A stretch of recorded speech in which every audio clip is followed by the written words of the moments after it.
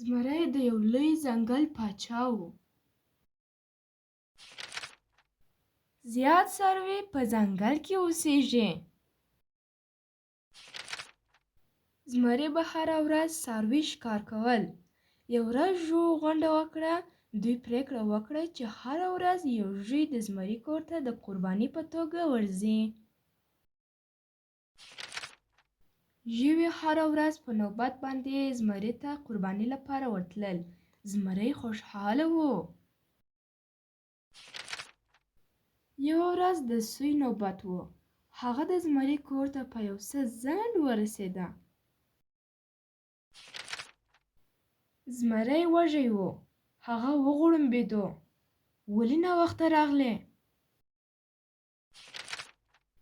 سوی ژر وویل بل زمری کوښښ وکړ ما په لار کې ووژني. دې خبر زمری نور هم په غوسه کړ. هغه وغړمبېدو. ماته مې دښمن راوښیه. سوی زمري څاه ته یوړ. زمري په څاه کې وکتل. زمری په څاه کې بل زمری ولیده. هغه څاه ته ور ټوپ کړل تر څو په خپل دښمن باندې برید وکړي او په اوبو کې غرق شو.